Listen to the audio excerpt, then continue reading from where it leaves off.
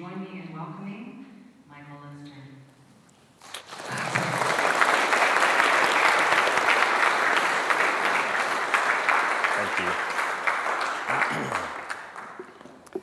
Thank you so much for having me today. It's a real treat for me, and I'm very grateful. Many years ago, a friend of mine who was a pastor told me that in the fall, when the time changes and everybody gets an extra hour, that's the most heavily attended church day of the year. And I wondered if the opposite was true in the spring. But it looks like we all managed to, be honest, how many of you, it was because your phone automatically updated and changed the time for you so you didn't have to do the old clock? Thank you so much for having me. I get to talk to you today about happiness, and that makes me very happy. It's hard to imagine not being happy on a beautiful day like this and being together like this. Thank you so much for having me. I want to open with doing a short reading from Meaning Every Moment. This is a quote by Gwendolyn Brooks that I love. Exhaust the little moment, soon it dies. And be it gash or gold, it will not come again in this identical disguise. Moments of excruciating joy. Right now, this moment is all there is. Be mindful or miss it. It's 2:58 a.m. on Saturday night, or more accurately, Sunday morning. The same thing happened to me last night, too. It was 2 o'clock, and then all of a sudden it was 3. And I was like, oh my goodness, I just lost an hour. And I should be in bed. Everybody else in my family has been for hours. And though I'm always the last to succumb to sleep, I'm not too often up this late. Tonight is special. I'm delighting, as Augustus McCrae would put it, in being a live human being on the earth. This happens from time to time, most often when I'm writing, when I'm in the middle of a scene and the words are flowing, and I'm experiencing that rare intersection where purpose and pleasure come together. It happened recently when I was playing basketball. Bringing the ball in, looking at the players, I was overcome with how much fun I was having and how grateful I was to be having it. It also frequently happens when I'm alone late at night, sometimes praying and studying, others reading, and often when I stumble upon a movie, especially one that is, I'm embarrassed to say, highly romantic, nostalgic, or sentimental. Tonight, after unsuccessfully trying to go to sleep around 12:30, I got up and started watching the latest of this type of sentimental celluloid, and I knew what I was getting into when I put it on.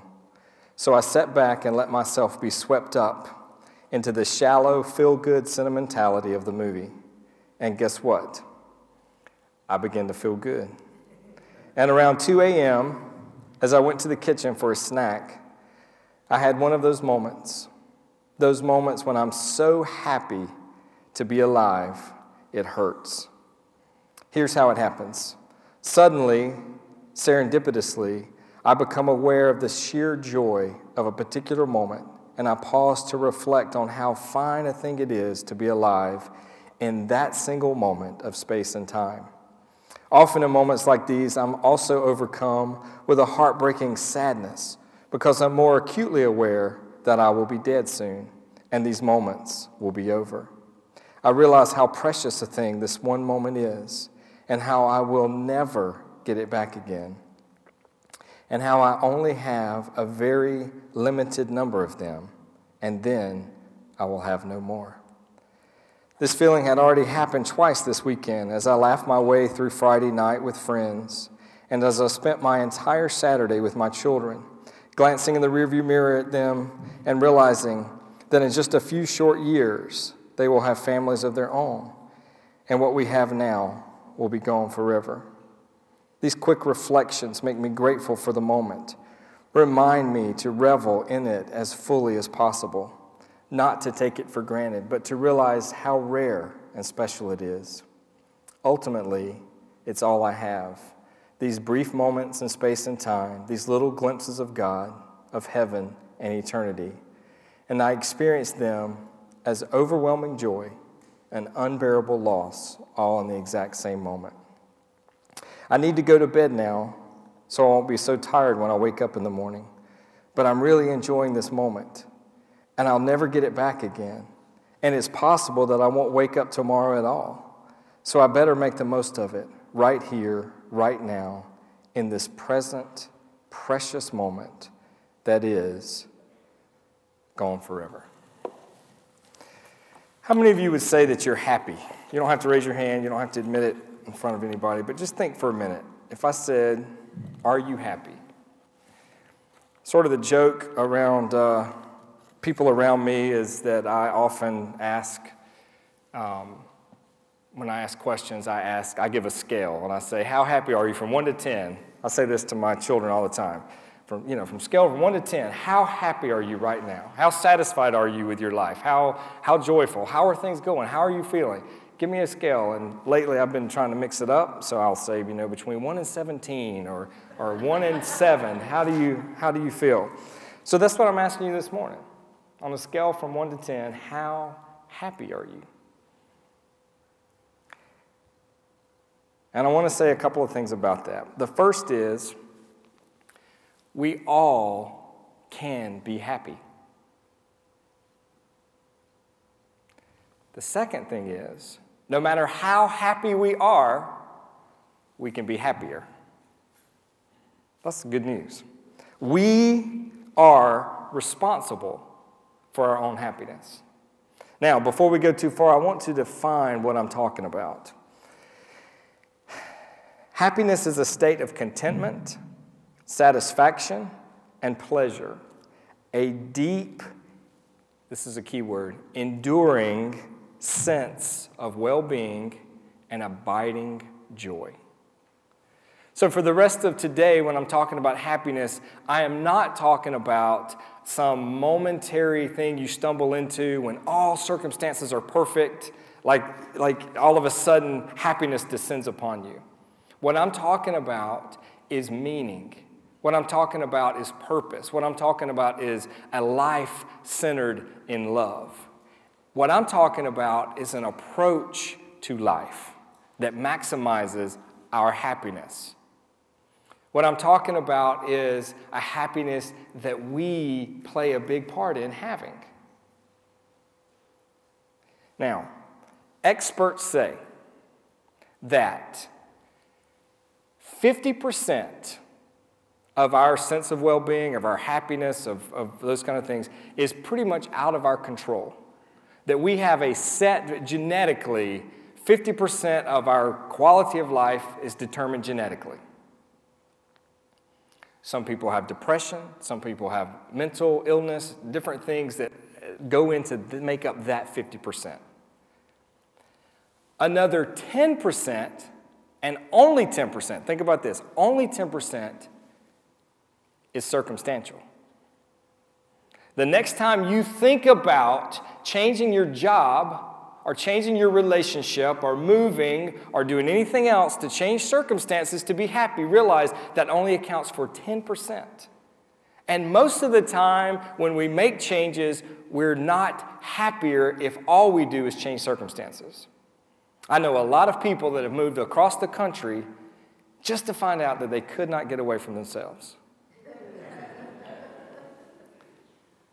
But the good news is 40%, that other 40% is all up to us. Now, I'm telling you what scientists say. People who study this, people who do research in this area, in this field, that's what they say. I'm also telling you this, and everything I say today that comes from experts and people who know a lot more than me, I'm only sharing it and saying it because I have also found it to be true. And what I'm telling you is 40% of happiness, of the quality of your life, of how much you enjoy it, of how much you get out of it, is up to you. How many of you are sobered by the thought that you are responsible for your own happiness? It is a sobering thought, is it not? I am responsible for my sense of well-being. And so what I want to talk to you today about is a practice of being happy. Habits that we can do to increase the quality of our lives, of the meaning of our lives, of the happiness in our lives. And before I do that, I want to share this one thing that's probably the key to it all. Listen to this. This is heartbreaking. You and I will only have the happiness that we believe we deserve. Any of you see the recent movie that came out called The Perks of Being a Wallflower? It is an excellent movie. It's probably the best movie I saw last year. It's based on a novel, and some 10 years after the novel came out, the novelist was actually the one who got to make the movie, and it's incredible. And it's about teenage high school misfits, and who wasn't a misfit and as a teenager in high school, and some of us just continued that trajectory as we got out. But one of the things that's said in that movie that is so profound, which is what I took this from, in the movie, this one character who continually has these bad relationships. She just got hit by her boyfriend, and she's had abusive relationships, and it's just been a mess. And she's talking to her friend, this younger guy who has been in love with her since the moment he met her. And she says, well, why do I do that? Why do we always pick the wrong people? Why am I always in these bad relationships? And he said to her, because we only allow ourselves to have the love we think we deserve. Do you know the difference between people who live with a sense of belonging and worthiness and love versus those who don't? There's only one difference. You know what it is? Those who live with a sense of love and belonging and worthiness feel worthy of those things. And those that don't believe themselves worthy of that. So perhaps one of the greatest obstacles of happiness in our lives is that we don't feel like we deserve to be happy. Maybe there's certain parental, parochial, educational, whatever voices in our head that keeps on telling us how unworthy of love we are, how unworthy of success, how unworthy of happiness. So one of the main keys to being happy is changing the quality of our thoughts, changing our minds. That's what the very word repentance means, to change your mind, to change your direction. And why wouldn't we? Why wouldn't we, if we're walking in a certain direction and things are not working and our lives are not going like we would like for them to, why wouldn't we do a little about face and start going in another direction?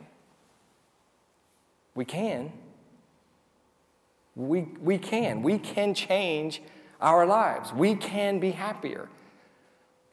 It's up to us. I want to read a quote from the lady who wrote Eat, Pray, Love. Anybody read the book or see the film? Elizabeth Gilbert. People tend to think that happiness is a stroke of luck, something that will descend like fine weather if you're fortunate. But happiness is the result of personal effort. You fight for it, strive for it, insist upon it, and sometimes even travel around the world looking for it. You have to participate relentlessly. What do you have to do? If you want to be happy, you have to participate relentlessly in the search for happiness. Now, I said before, when I'm talking about happiness today, I'm not talking about that momentary excitement or giddiness, that feeling that just comes and goes, that is out of our control. I'm talking about something that is lasting and enduring. And I want to give you an example. This book, which is in my Prison Chaplain Mystery Series, is called Blood Sacrifice. It was submitted to the Florida Book Awards back last year. And starting in mid-January, I have anxiously checked the inbox of my email every morning to see if I got a notification whether it won an award or not, knowing that usually they don't even announce them until like mid-February. And every day I would check, and every day. And here's the thing. I had another book win the Florida Book Award, and I knew that they only notified people who won. So if you got an email that says Florida Book Award then you know you won an award. Well, sometime mid-February, I got an email, and it was from the Florida Book Award. And the first word in the email said, "Congratulations." Now, I could have jumped up and danced a jig. I was so happy. I was so excited. I was thrilled that this book won a Florida Book Award. That is one kind of excitement. That is one kind of happiness. A kind that was completely and utterly out of my control. I had nothing to, I could submit the book for the awards, but that was it. But let me tell you another kind of happiness. That is the happiness that goes back, way back to, as you mentioned, childhood and storytelling and loving story. It goes back to when I was in Bible college, studying theology, running into this literature professor who turned me on to the power of fiction and poetry and figurative language. And to that point, I had read mostly nonfiction and studied, psychology and theology and philosophy, and I really was not a big fiction reader. And she introduced me. It goes back to that. It goes back to 1993 when I became a prison chaplain. It goes back to the summer of 1994 when I became a novelist. And from the summer of 94, every single day, getting up, working on my craft, working on becoming a better and better writer, and then getting to experience the joy of writing, of creating, of living with these characters that I love. That's the kind of happiness I'm talking about. And I got to a certain point, and after my first book came out, which was 97, and my next book did not come out until 2004. Those were long, difficult, painful years in which I got more and more frustrated. Why can't I get published again? What am I doing wrong? What's happening?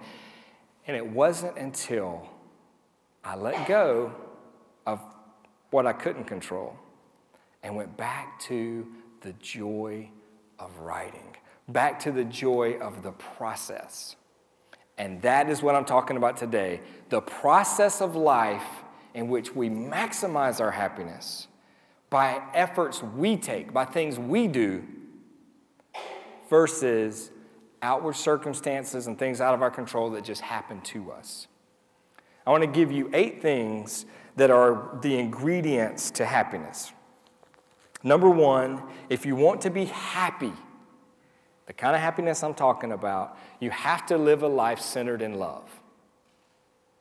You and I cannot be truly happy if we're not in love. How many of you are in love right now? How many of you look through this glass at this day and are just madly in love?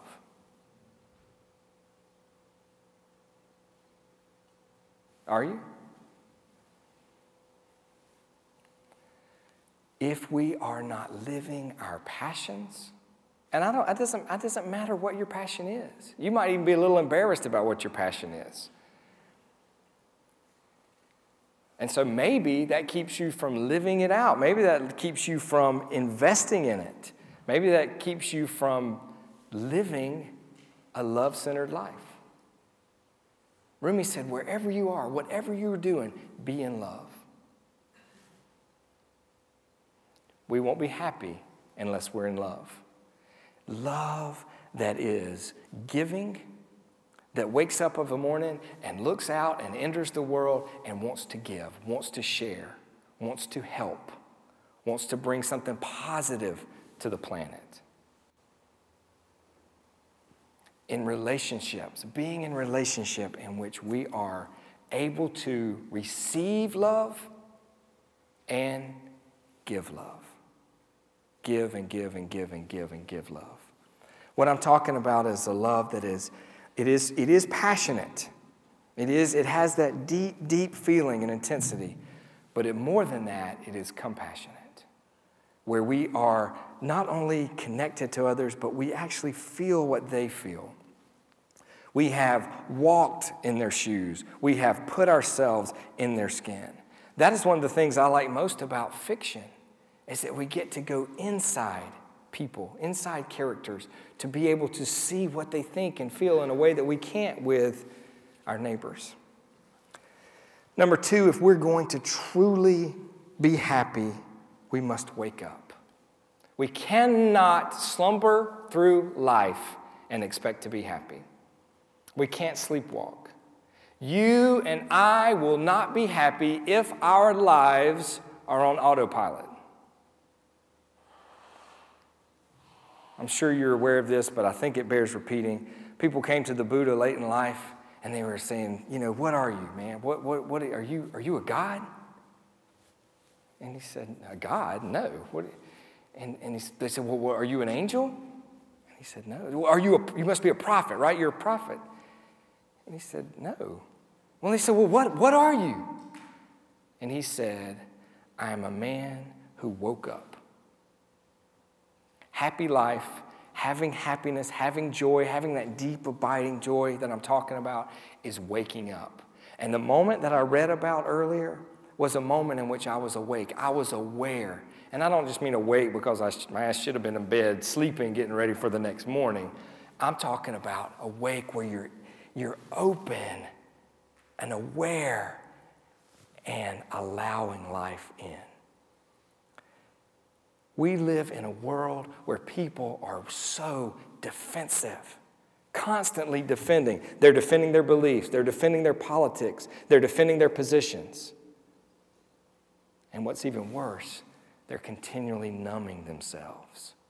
Numbing the pain also numbs the happiness. It numbs the joy. And whether we do it with busyness, we're the busiest people on the planet. We're so proud of our busyness and how much we work and how little time we have. And whether it's with work, with substances, whatever it is, we numb ourselves against the pains of life.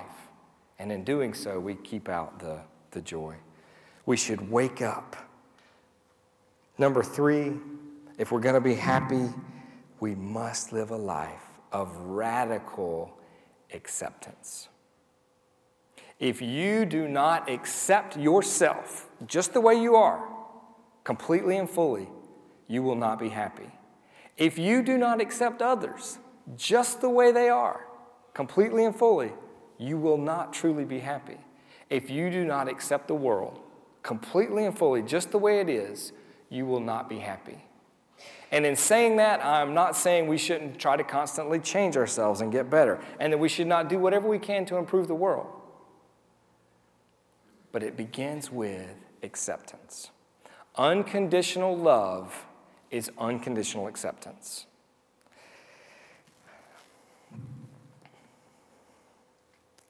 Speaking of, the next one, number 4, is connection. What we're longing for is a connection, a real, genuine connection. We were created to be connected, and we need that. And that is a huge part, whether you know it or not, of why you're here today. You want to connect. True connection. We can only experience real, genuine, true connection when we are real and genuine. It's only out of our vulnerability. It's only out of authenticity. Only someone who's being authentic and another person who's being authentic can truly connect. Remember what I said earlier. If we're defensive or if we're numb, we can't truly connect. We need connection. Emerson said, be and not seem. And how much of our lives do we spend seeming, I'm trying to seem like I'm something, as opposed to just being, keeping it real. Be truly who you are.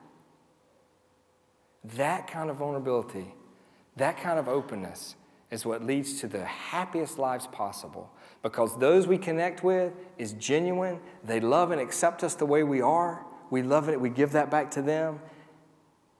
And so then we don't have to worry about keeping up appearances. We don't have to worry about what front we're putting on, putting our best foot forward. We just can relax and be. And that leads to an amazing connection.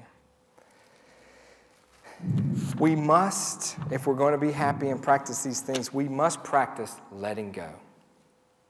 What I'm talking about is ending worry. How much of our time is spent worrying? They say that worry is praying for what you don't want to happen. Think about how much energy, how much effort we put into worrying about things that we cannot control.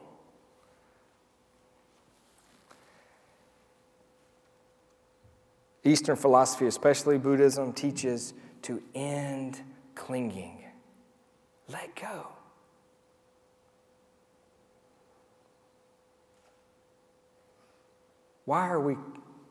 Look at what you're clinging to and ask yourself, why? Why are you holding on? Resentment, bitterness, unforgiveness, jealousy. Whatever we're holding on to is what's causing us to sink. It's what's taking us down. It's what is controlling our lives. If we would, and talk about in the practice of happiness, if we would do this one thing, unclench. Unclench. And we can find true happiness.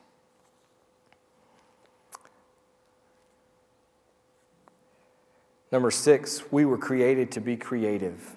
Happy lives are creative lives. You do not have to be an artist to be creative. We're all creative. Now, our educational system did its best to beat it out of us, but it's still there, and you can uncover it. You can recover it. You can rediscover it. It is in you. Be creative. Creativity is what leads to all these other things. I can only be truly compassionate if I am creative, because true compassion is a work of imagination. I'm putting myself in your place. I am imagining what it's like to have your struggles, to have your fears, to have your experiences. Creativity is the way in which we solve problems. Being creative is, next to being loving, is the way we can be most like God, the Creator. Being creative. It's how we... Last night, I have a column in here, it's The Meaning of Life in Movies, about one of my favorite all-time films. It's called Jack Goes Boating. I watched it again last night, and one of the things I like most about it is its technique and use of visualization. And this simple, very simple, naive, but guileless, pure man is trying to live. He's trying to find happiness. And through simple actions, like cooking a meal for a woman he's dating who's never had anybody cook a meal for her, like learning how to swim so that he can take her boating in the spring because she's always wanted to do that. And the technique he uses, and it's beautifully portrayed in the film, is that of visualization. And so you see him sitting there and his eyes are closed, and you see that he's cooking. He's doing the recipe. He's going through the whole process. You see him visualizing being able to swim. His friend who's teaching him says, close your eyes, visualize yourself swimming. And it is depicted beautifully. That's what creativity is. It's a work of imagination. It is visualizing. If you dream it, you can achieve it. That is creativity. That is happiness. We need, number 7, a sense of transcendence, a spiritual life. We need the social. The experts say that, the happiest people are those who have social connections. If they're satisfied in their social lives, they're going to have a higher level of happiness in general. But we also need spiritual lives. We need that which transcends the finite and that takes us, and I'm doing that motion, and yes, transcendence does take us up, but far more important than that, we need the kind of soulish transcendence that takes us down, that causes us to go deep in the deepest parts of our soul. And if we live from our deep soul, we will live happy lives. Finally, we need to live with a sense of purpose. Nothing makes us happier than discovering our gifts, developing our gifts, and then sharing our gifts. And it must be all three parts of that process. Some people discover their gifts and then rush out to share them when they're not developed and there's not quite enough to share yet. Do you know what your gifts are? Do you know what your gifts are? They are many. We're all gifted. We're all talented. We all have genius. That word that we've so misused and we've applied it to only certain people. We all have geniuses. We are all geniuses. That means we have gifts. We have gifts that were given to us. Do you know what your gifts are? And then are you investing in them? Are you developing them?